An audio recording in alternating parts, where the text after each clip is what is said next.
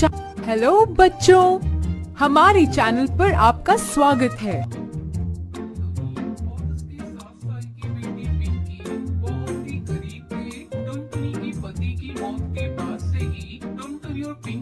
बड़ी मुश्किलों में जी रहे थे। टुनटुनी अपने घोंसले का किराया भी नहीं दे पा रही थी। ऐसा जुल्म मत करिए सेठ जी, मेरे पति ने कितने सालों तक आपके यहाँ काम किया है। आज वो नहीं रहे तो आप हमें घर से बाहर मत निकालो। इतनी ठंड में हम कहाँ जाएंगे। तेरा पति मेरे यहाँ काम करता था तो क्या उसके पूरे खानदान का ठेका ले लिया मैंने? मैंने घोंसले किराए पर चढ़ाने के लिए बनाए, कोई धर्मशाला खोल कर नहीं रखी है। टुनटुनी गिड़गिड़ाने लगती है, लेकिन सेठ पर इसका कोई असर नहीं होता।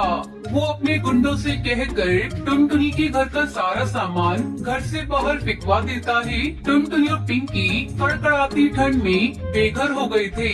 दूसरी तरफ सेठ जैसे ही घर पहुंचता है, उसकी बीवी उस पर गुस्सा करने लगती है। फिर अकेले आ गए। मैंने कहा था ना आज घर में नहीं घुसने दूंगी। अगर कोई नौकरानी नहीं लाए तो। पुरानी नौकरानी को काम छोड़े 2 दिन हो गए, तब से सारे काम मुझे ही करने पड़ रहे हैं।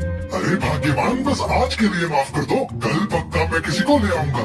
हाँ रहने दो, अब मैं तुम्हारी बातों में नहीं आने वाली। इतने मजदूर काम करते हैं तुम्हारे यहाँ, किसी को भी कह दो पैसों के लालच में दौड़कर आ जाते हैं। लेकिन नहीं, मैं सब समझती हूँ तुम्हारी चालाकी। इतनी ठंड में मुझसे घर के काम करवा कर अपने पैसे बचाने की सोच रहे हो ना, लेकिन ऐसा होगा नहीं। साफ साफ कह देती हूँ, मैं कोई काम नहीं करने वाली। सेठ कौवी को टुनटुनी का ख्याल आता है।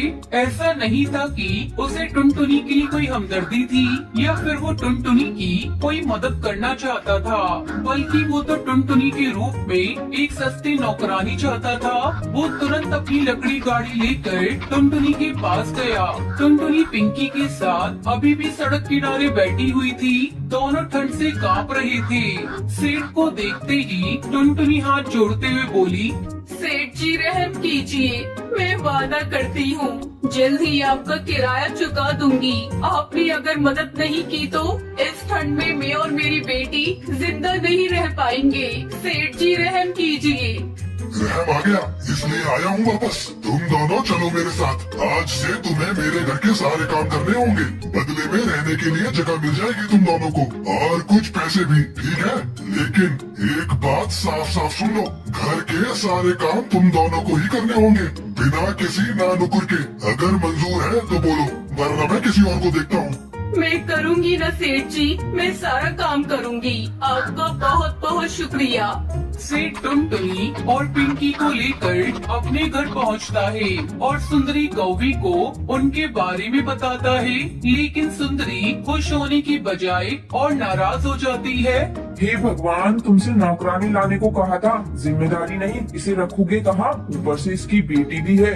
अरे तुम बिल्कुल भी चिंता मत करो, तुम तो जी भर के काम कराओ इन दोनों से। तुम्हें नहीं पता आजकल नौकरानियों के दिमाग कितने खराब हैं। और रही बात रहने की, तो वो अपने घोंसले के नीचे जो खोल है वही रह लेंगे दोनों। सुंदरी कौवी टुनटुनी को काम पर रखने के लिए मान जाती है और टुनटुनी को घर के नीचे पेड़ के खोल में रहने को कहती है। खोल को देखकर पिंकी टुनटुनी से कहती है, माँ यहाँ तो सिर्फ खोल है, दरवाजा तो है ही नहीं। हम यहाँ कैसे रहेंगे माँ? मैम साहब, हम दिन में तो यहाँ रह लेंगे, लेकिन रात को। एक तो मेरे पति ने तुम दोनों को यहाँ लाकर वैसे ही तुम पर एहसान किया है, अब और क्या चाहिए? अपना कमरा दे दूं तुम्हें, रहना है तो यहीं पर रहो, वरना जा सकती हो दोनों। नहीं मैम साहब, हम रह लेंगे यहीं पर। बस अगर जमीन पर कुछ बिछाने के लिए और रात को ओढ़ने के लिए कुछ मिल जाता तो बड़ी मेहरबानी होगी। क्या मुसीबत है, रुको यहीं पर। सुंदरी कौवी कुछ ही देर में फटी पुरानी चादर लेकर वापस आ जाती है और उस चादर को वो टुनटुनी को देते हुए कहती है, ये लो, इसी से काम चलाओ। चाहो तो बिछाओ, चाहो तो ओढ़ लो। अब मुझे डिस्टर्ब मत करना, मैं सोने जा रही हूँ। सुबह मेरे उठने से पहले चाय और नाश्ता तैयार हो जाना चाहिए, समझी? सुंदरी अपने घोंसले में जाकर आराम से सो जाती है। टुनटुनी उस चादर से पिंकी को अच्छी तरह लपेट देती है और खुद ऐसे ही जमीन पर लेट जाती है। दिसंबर की उस ठंडी रात में टुनटुनी और पिंकी का बुरा हाल था। खोल में हर तरफ से ठंडी हवा आ रही थी। फिर अगले दिन अरे महारानी, अब तक सो रही है? तुझे रात को ही कहा था ना, मेरे उठने से पहले चाय नाश्ता तैयार हो जाना चाहिए। वो माफ कर दीजिए मैम साहब, रात भर ठंड के मारे नींद नहीं आई। सुबह जैसे ही धूप आई तो आंख लग गई। मैं बस अभी करती हूँ सब कुछ। टुनटुनी उठकर तुरंत घर के कामों में लग जाती है। सुंदरी कौ भी जितनी जुबान से कड़वी थी उतनी ही दिल से भी कठोर थी। वो अपनी बेटी को पिंकी से बात तक नहीं करने देती थी। साथ ही टुनटुनी और पिंकी को घर का बचा कुचा खाने को ही देती थी। उसे अपनी अमीरी पर बहुत घमंड था। टुनटुनी, अभी तक ये बर्तन नहीं धोए, तू क्या कर रही है सुबह से? मैम साहब, अभी झाड़ू पोछा करके निपटी हूँ। वैसे सुबह तो बर्तन धोए थे मैंने। तो तुझे क्या लगता है मुफ्त की रोटी तोड़ने लाए हैं तुझे यहाँ पर? ये तेरी पिंकी सारा दिन बैठी रहती है, इसे क्यों नहीं कहती काम करने को? मैम साहब, पिंकी अभी बच्ची है, उसे रहने दीजिए, मैं करती हूँ ना। हाँ, और हम बैठे रहे तेरे इंतजार में कि कब बर्तन धुलेंगे और कब हम खाएंगे। साफ साफ सुन ले टुनटुनी, ये नवाबी मेरे सामने तो चलेगी नहीं। जब तू घर के दूसरे काम करती है तब तक इस पिंकी को बर्तन धोने में लगाया कर। ऐसे ही पूरा 1 महीना गुजर गया। टुनटुनी ने सेठ से जब अपने काम के पैसे मांगे तो सेठ गुस्से से बोला, तुझे रहने की जगह दी है, खाने को भी देते हैं, अब पैसे क्यों चाहिए तुझे? कैसी बात कर रहे हो सेठ जी? पूरा महीना मैंने और मेरी बेटी ने कैसे काटा है हम ही जानते हैं। पिंकी को ठंड की वजह से बुखार है, मुझे उसे डॉक्टर के पास लेकर जाना है और आपने मुझे पैसे देने की बात तो पहले ही कही थी ना, अब आप कैसे मुकर सकते हो? हाँ हाँ ठीक है। सेठ अपनी जेब से 200 रुपए निकाल कर टुनटुनी को देता है। टुनटुनी उन पैसों को देखकर कहती है, सेठ जी ये क्या, इसमें क्या होगा सेठ जी? वो मुझे नहीं पता, मैं बस इतना ही दे सकता हूँ। वैसे भी मैंने तुझ पर एहसान किया है। क्या एहसान किया है आपने मुझ पर? मैं और मेरी बेटी रात भर ठंड में ठिठुरते रहते हैं। आप और आपका परिवार क्या जाने ठंड क्या होती है। भगवान सब देख रहा है सेठ जी, इतने कठोर भी मत बनो। तेरी हिम्मत कैसे हुई मुझसे इस तरह बात करने की? निकल अभी मेरे घर से। हाँ हाँ जा रही हूँ, वैसे भी यहाँ रहना कौन चाहता है। पर सेठ जी फिर कभी किसी पर ऐसा एहसान मत करना जैसा मुझ पर किया आपने। टुनटुनी गुस्से में पिंकी को लेकर वहाँ से चली जाती है। कुछ दिन बाद सेठ अपने पूरे परिवार के साथ घूमने निकलता है। वापस आते आते अंधेरा होने लगता है। उनकी लकड़ी गाड़ी अचानक खराब हो जाती है। अरे क्या हो गया, गाड़ी क्यों रोक दी? रात होने वाली है और ये जगह भी कितनी सुनसान है। अरे भाग्यवान, रोकी नहीं, खराब हो गई है। सेठ गाड़ी से बाहर निकलकर गाड़ी ठीक करने लगता है पर गाड़ी ठीक नहीं होती। सेठ का घर वहाँ से काफी दूर था। वो धीरे धीरे अपने घर की तरफ पैदल बढ़ने लगते हैं, लेकिन ठंडी हवा उन्हें आगे बढ़ने से रोक रही थी। कितनी ठंड है, मेरे तो पैर ही जम गए। सुनो जी, कुछ तो करो, बेटी का ठंड से बुरा हाल हो रहा है। हाँ, इससे पहले कभी ठंड का पता ही नहीं चला। घर में हीटर था तो पता नहीं था कि ठंड क्या होती है। पर मैं करूँ भी तो क्या करूँ? सेठ और सुंदरी हार मानकर एक जगह बैठ गए और भगवान को याद करने लगे। इतने में उन्हें कुछ दूर से एक रोशनी आती हुई दिखाई दी। वो टुनटुनी थी जो हाथ में लालटेन लिए उनकी तरफ बढ़ रही थी। टुनटुनी को देखते ही सुंदरी चौंकते हुए बोली, अरे टुनटुनी, तुम यहाँ? मैं यही पास वाली फैक्ट्री में मजदूरी करती हूँ। यहाँ पास ही में मेरी झोपड़ी है, आप सब जल्दी मेरे साथ चलिए, यहाँ बहुत ठंड है। टुनटुनी उन सभी को अपनी झोपड़ी में लेकर जाती है और ओढ़ने के लिए एक मोटा कंबल देती है। सेठ और सुंदरी बहुत शर्मिंदा थे। सुंदरी कौवी हाथ जोड़कर टुनटुनी से कहती है, टुनटुनी, मुझे माफ कर दो, मैंने तुम्हारे साथ गलत किया। ठंड की मार क्या होती है इसका आज मुझे पता चला। टुनटुनी उन दोनों को माफ कर देती है। बहुत समय पहले हिमालय के जंगल में टुनटुनी चिड़िया अपनी 2 बेटियों के साथ रहती थी। टुनटुनी का पति कालू कौआ कौआ नशेड़ी था। वो दिन रात टुनटुनी से झगड़ा किया करता था। घर चलाने के लिए टुनटुनी चिड़िया अपने आस पड़ोस के पक्षियों के घर काम करती थी। एक दिन टुनटुनी चिड़िया जब शाम को काम करके घर वापस लौटती है तो देखती है कालू कौआ घर के दरवाजे के बाहर बैठा हुआ है। टुनटुनी, मुझे कुछ पैसे दे दे। तुम कैसे पति हो? तुम्हें कमाकर मुझे देना चाहिए, उल्टा मुझसे पैसे मांग रही हो। मेरे पास तुम्हें देने के लिए एक भी पैसा नहीं है।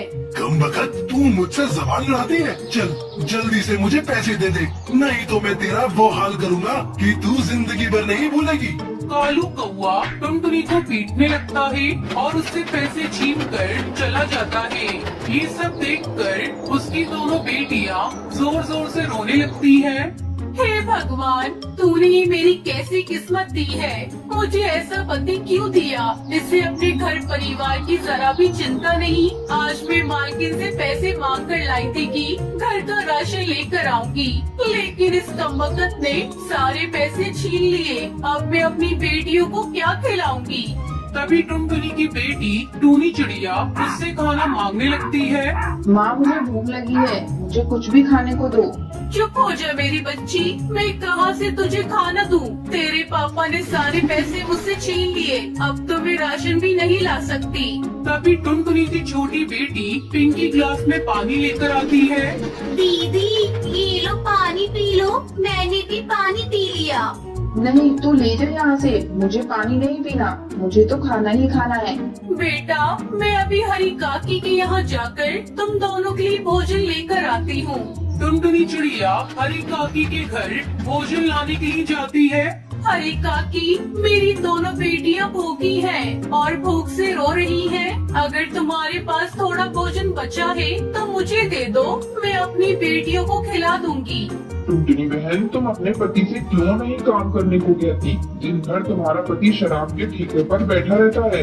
मैं उससे कहकर थक गई, लेकिन वो मेरी बात सुनता ही नहीं। आज जब मैं अपनी मालकिन से पैसे मांग कर लाई तो सारे पैसे छीन कर शराब पीने चला गया। उसने आज मुझे बहुत मारा भी। ऐसा कब तक चलेगा टुनटुनी बहन? मैं तो कहती हूँ ऐसे पति को तुम छोड़ क्यों नहीं देती? भगवान ने तुम्हें दो हाथ दिए हैं, तुम अपना काम करती हो और तुम्हारा पति तुम पर अत्याचार करता है। तुम अपनी बेटियों को क्या भविष्य दे पाओगी? मेरी तुमको एक सलाह है, अगर तुम अपना एक अलग घर बनाकर अपनी बेटियों के साथ खुशी खुशी अपनी जिंदगी बिताओ और उन्हें भी अच्छा भविष्य दो। हरी काकी टुनटुनी चिड़िया को भोजन देती है। अच्छा काकी, अब मैं चलती हूँ, मेरी बेटियाँ मेरा इंतजार कर रही होंगी। टुनटुनी चिड़िया भोजन लेकर घर आती है। आओ बच्चों, आकर भोजन कर लो। मैं हरी काकी से भोजन मांग कर ले आई। कम बखत, तुम मोहल्ले में जाकर मेरी शिकायत करती है और जाकर पड़ोसियों से खाना मांग कर खाती है। अपनी इन बेटियों को अभी और इसी वक्त लेकर मेरे घर से निकल जाओ। मेरे घर में तुम जैसी भिखारियों के लिए कोई जगह नहीं है। कालू कौआ टुनटुनी चिड़िया और उसकी बेटियों को घर से बाहर निकाल देता है। बच्चों चलो, हम लोग अपना एक अलग घर बनाकर उसमें आराम से रहेंगे। फिर टुनटुनी चिड़िया नदी किनारे पहुंचती है जहां पर बहुत सारी मिट्टी थी। टुनटुनी चिड़िया अपनी बेटियों के साथ मिलकर मिट्टी को इकट्ठा करती है और उससे एक प्यारा सा घर बनाने लगती है और उस घर के ऊपर लकड़ी की चादर लगा देती है जिससे बारिश से भी उसका घर बना रहे। तभी थोड़ी देर बाद जोरों से बारिश शुरू हो जाती है। आओ बच्चों, मिट्टी का घर तैयार है। अब से इसी मिट्टी के घर में रहकर हम लोग खुशी खुशी अपनी जिंदगी बिताएंगे और ये घर हमें बारिश से भी बचा लेगा। फिर टुनटुनी चिड़िया अपनी बेटियों के साथ मिट्टी के घर में खुशी खुशी रहने लगती है। धन्यवाद बच्चों। अगली बार एक और कहानी के साथ मिलेंगे। आपका दिन शुभ हो। हमारे चैनल को सब्सक्राइब करना मत भूलना।